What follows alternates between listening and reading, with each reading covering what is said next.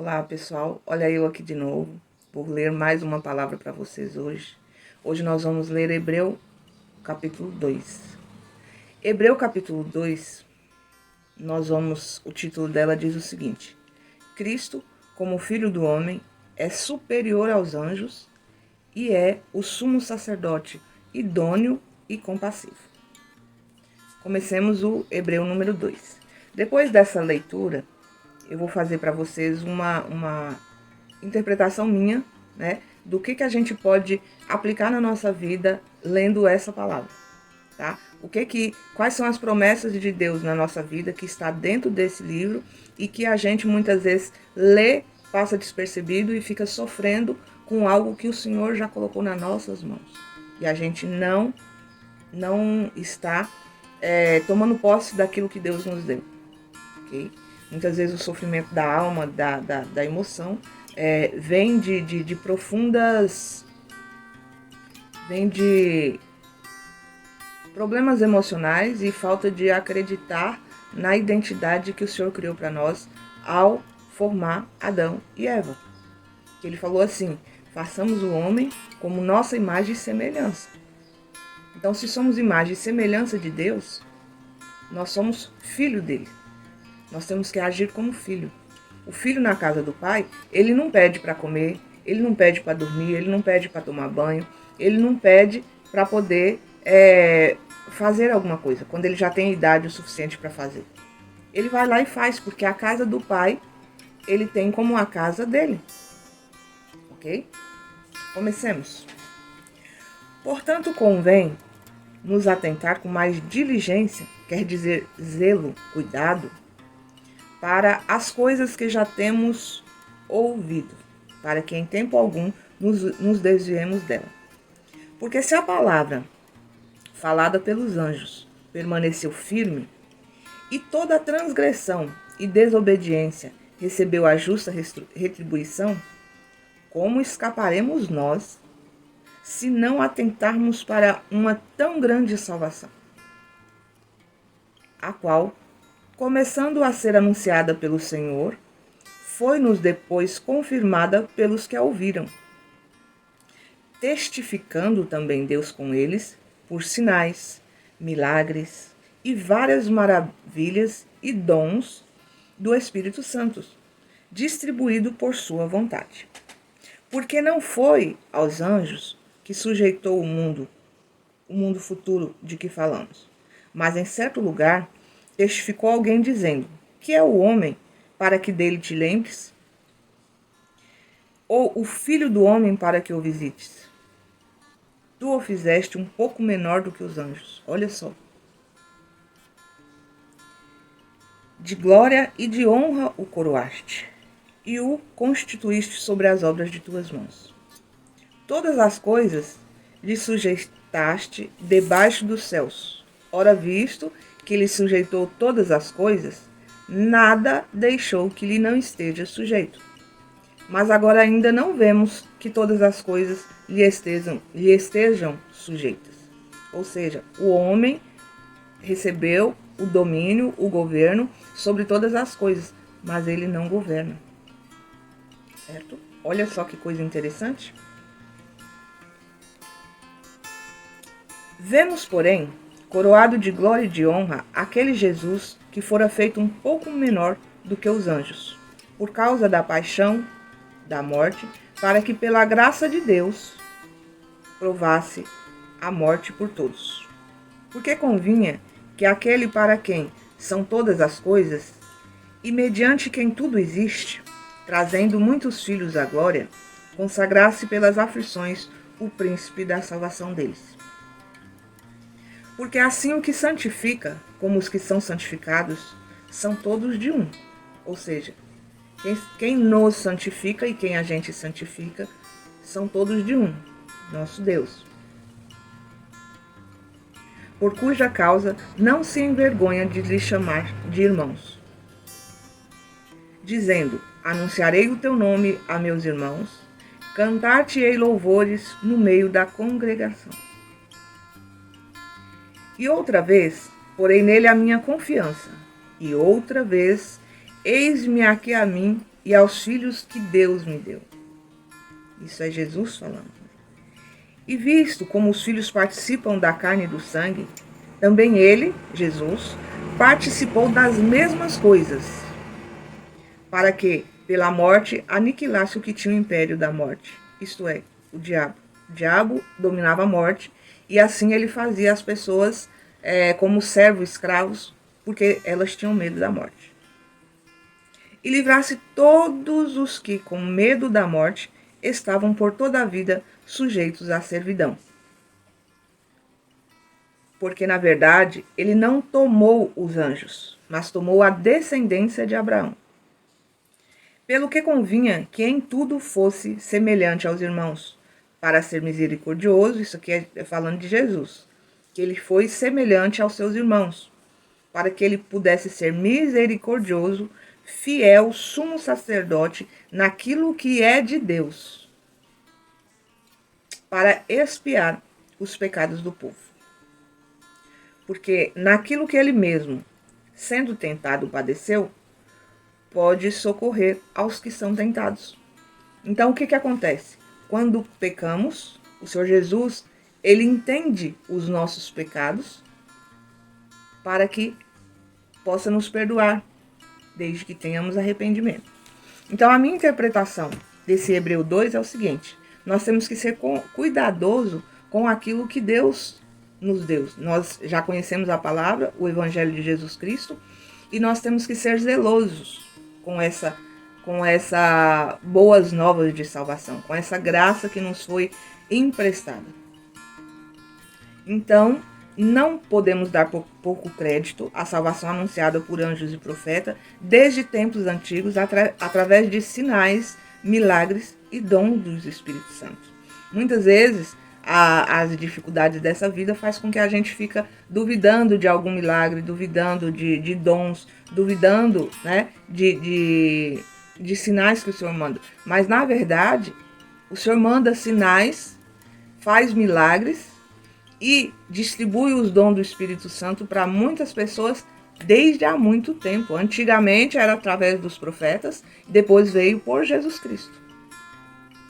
O homem foi feito um pouco menor do que os anjos. Está escrito num dos capítulos lá, logo no início, né, que é capítulo 7. O homem foi feito um pouco menor que os anjos, certo? E foi coroado de glória e honra e foi formado pela obra da mão de Deus. Ou seja, nós somos formados, mesmo no ventre da nossa mãe, quando fomos formados, ainda assim era formado pela obra das mãos de Deus. Tá? Tinha o DNA do homem, que veio lá de Adão, mas que também foi formado pela obra e mão de Deus. O Senhor colocou o homem como governo sobre todas as coisas debaixo dos céus. Certo? No mundo exterior e no mundo interior. Olha só, o nosso espírito tem a possibilidade de governar as nossas emoções, os nossos atos e os nossos pensamentos. E muitas vezes a gente deixa as nossas ações sem pensar dominar a gente. Nós deixamos as nossas emoções, pensamentos ruins, negativos, dominar a nossa alma e adoecer a nossa emoção. Quando a gente deixa isso, quando a gente se deixa dominar pelo que é externo para contaminar o que é interno, que é o nosso espírito, a gente não está governando sobre a terra. O nosso governo depende que eu domine a minha emoção. Por exemplo, alguém vem e fala alguma coisa com o objetivo de me magoar. Mas ela só vai me magoar se eu permitir. Se eu tiver com as minhas emoções expostas, e aí ela vir e me magoar. Muitas vezes, eu falo por experiência própria, a gente vai criando pensamentos negativos, principalmente sobre o cônjuge, né? Que o marido não gosta, que não dá atenção, que não dá carinho, que não dá isso, não dá aquilo. Mas a gente tem que pensar o seguinte: nós estamos nos amando. Quando a gente nos ama, a gente não depende do outro para nos dar aquilo que a gente precisa. Por quê? Porque a gente reconhece o nosso valor. Quando reconhecemos o nosso valor, nós não precisamos mendigar nem emoção, nem pão, nem nada. Nós governamos, entendeu? Isso é muito pleno, isso é muito maravilhoso. É muito importante quando a gente governa sobre as nossas emoções. No início, quando eu comecei a gravar vídeo, eu passava muito mal, tinha pânico, ficava morrendo de medo e tal. Então eu decidi dominar sobre isso. Eu decidi mostrar minha cara, decidi conversar com vocês, decidi falar da palavra de Deus para ajudar outras pessoas que estejam precisando chegar no nível que eu cheguei. De entender minhas emoções, saber o que me adoecia, o que estava me levando direto para o abismo e agir sobre isso. Não estou ainda dominando sobre todas as áreas da minha vida, mas no principal, que é o meu cérebro, ele já entendeu que é eu que mando nele, que é meu espírito que governa o meu cérebro. Não é o meu cérebro que diz a hora que eu tô com fome, não é o meu cérebro que diz a hora que eu tenho que comer doce, não é o meu cérebro que diz a hora que eu tenho que dormir. Eu durmo na hora que o meu espírito quiser. O meu espírito governa sobre a minha alma. Tanto que há um mês eu comecei a acordar às 4h50 da manhã, né, para estudar a Bíblia, para orar, para poder curar as minhas emoções. E eu vim percebendo que isso foi muito bom para o meu equilíbrio emocional. Antes eu falava assim, eu levantava muito cedo, de vez em quando eu levantava cedo para ir em algum lugar, aí eu ficava o dia todinho, ai, tô morrendo, tô cansada, tô esgotada porque eu não dormi o suficiente. Ficava arrumando desculpinhas para voltar para a cama. A partir do momento que eu entendi que minha cama é o meu caixão, eu corri dele, não quero saber de ficar na cama mais do que o suficiente para o descanso do meu corpo e do meu espírito. Então, hoje eu deito por volta de 10h30, 11h30 da noite, 4 horas, 5 horas da manhã eu já estou acordada, eu começo a ler a Bíblia, começo a escrever a minha compreensão dela e aqui hoje às 7 horas da manhã eu estou gravando esse vídeo para vocês, certo? Continuemos aqui com as minhas interpretações. Jesus foi consagrado príncipe através das aflições que ele sofreu enquanto forma de homem. Tá? E ele sofreu como homem para entender as nossas dores. Ele falou assim, eu vou lá, vou entrar no mesmo formato deles, vou sofrer maiores aflições do que eles sofrem, porque, gente, a gente pensar que as nossas angústias, as nossas enfermidades é pior do que o que Jesus sofreu, não é. Tem hora que a gente fica mal porque uma pessoa que a gente considera amiga afastou da gente, ou falou mal, ou isso, aquilo, outro.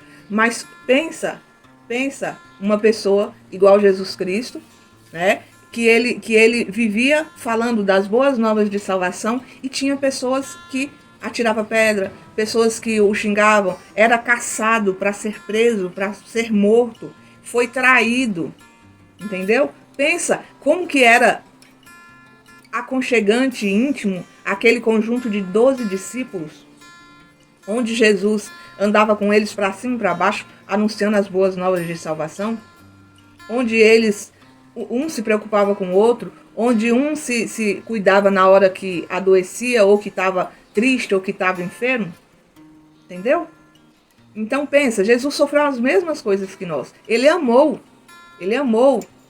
não só os seus discípulos, mas os seus discípulos eram o seu grupo mais próximo, então era o que ele mais amava. Mas por quê? Porque ele decidiu vir na forma humana para entender como que o homem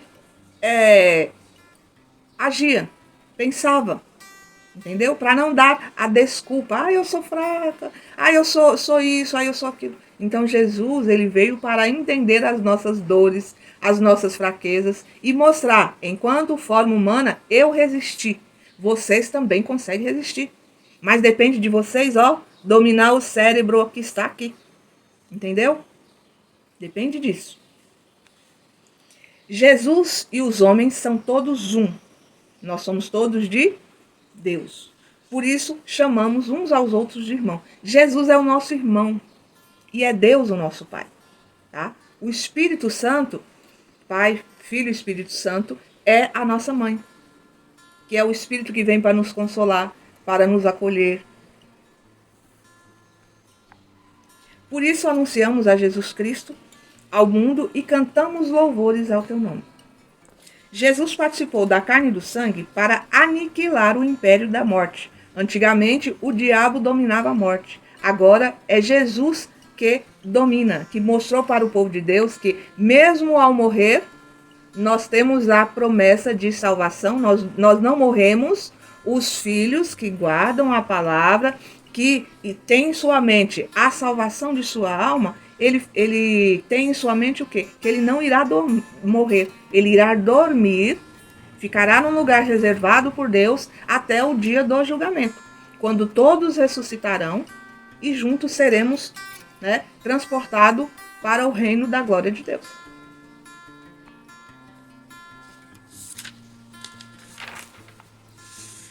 Jesus nos fez livre com a sua vida. Infelizmente, o homem gosta tanto de ser subjugado, gosta que governo faz isso por ele, gosta que patrão faz aquilo por ele, gosta que pai e mãe faz aquilo por ele. Muitas vezes o cara já é adulto, já tem 20 e tanto, 30 anos e está sobre o governo dos pais ainda. Mas por que está sobre o governo? Mora na mesma casa, não casou, não formou sua família, não tem emprego, não tem cabeça para poder criar um negócio próprio e fica ali o tempo todinho falando mal dos pais e vivendo às custas dele. E quer ser livre sugando do outro. Quem é livre, gente? Quem é livre não depende de ninguém. Eu posso dizer hoje que eu sou livre. Eu sou servidora do Estado de Minas Gerais? Sou. Mas se daqui a um tempo eu quiser sair desse emprego para poder trabalhar por conta própria, como eu já trabalho, para mim tudo ok. Esse é o meu terceiro cargo de concursada, né? Eu era concursada pela prefeitura, eu exonerei. Eu fui estabilizada pela Lei 100, exonerei. E estou, porque eu não sou servidora, eu estou servidora. Eu sou Cássia, imagem e semelhança do Criador, e sou livre. Se amanhã eu quiser ir para outro lugar, morar e trabalhar com outras coisas, eu posso. Por quê? Porque eu sou filho de Deus, irmã de Jesus Cristo e livre. Jesus me fez livre. Não tem por que eu ser escravo dos bens materiais, do emprego, ser escravo de outras pessoas. Aí você vai falar assim, eu não quero mais ser escrava do meu patrão, então eu vou fazer o possível para ele me mandar embora. Não, o livre assume a sua responsabilidade nas coisas que é importante na sua vida. Entendeu? O livre não age por impulso. O livre não age com a intenção de machucar o outro, de prejudicar o outro. Por quê? Porque ser livre é amar o próximo como a si mesmo. Ser livre é respeitar. Ser livre é ter autogoverno e autorresponsabilidade. Tá bom? A intenção por trás de tudo tem que ser boa. A intenção por trás de todos os atos tem que ser boa. Eu não estou magoando ninguém, não estou prejudicando outras pessoas. Magoando às vezes não é intencional. Mas por isso que a gente tem que ler a intenção por trás das coisas. Continuemos. Jesus veio em carne para provar que fosse misericordioso, fiel, sumo sacerdote naquilo que é de Deus para expiar os pecados do povo. Com a morte de Jesus Cristo, os nossos pecados foram aniquilados. Certo? Ele veio para provar. Eu vou justificar o homem, eu vou aniquilar o pecado do homem para a salvação eterna. Tá? Mas Jesus não veio por causa do pecado, ele veio por causa do pecador. E do pecador que se arrepende. Lembra que lá no início falou, nós temos que ser zeloso com o que temos. Entendeu? Que é a salvação, nós já temos a salvação. Mas se nós não formos zeloso, cuidadoso, nós perdemos ela. Por quê? Porque a nossa vida é vida de escolhas, vida de decisão. Jesus veio em carne para provar que fosse misericordioso, fiel e sumo sacerdote naquilo que é de Deus, para expiar os pecados do povo. Jesus vivenciou e foi tentado para que o homem, na mesma situação, saiba que pode resistir ao pecado igual a Jesus. Ok? Então, eu espero que essa palavra possa ter ajudado vocês a entender que Jesus é o nosso irmão, que ele trouxe a salvação para a humanidade, mas só vai garantir essa salvação quem manter em mente e visualizando a salvação de sua alma com boas práticas, bons sentimentos e bom uso da graça. Ok? Senão, a decisão vocês já sabem. Quem toma a decisão de servir a Cristo não é vítima. Quem toma a decisão de propagar o evangelho de Cristo, ele toma uma decisão, ele governa sobre a sua alma, governa sobre a terra e não governa sobre os outros. Tá? Ele governa sobre o próprio coração, sobre o próprio cérebro e o Espírito aqui comanda. Essa é a minha mensagem de hoje para vocês. Que a graça de Deus e de Jesus Cristo fique no coração de vocês e que venha trazer um bom sentimento para vocês durante esse dia. Façam do dia de vocês um excepcional dia com Deus, com Jesus Cristo e com o seu Espírito. Não deixa que as dificuldades que são normais na vida venha tirar o seu ânimo e venha tirar sua alegria de servir a Deus. Até mais. A paz de Deus.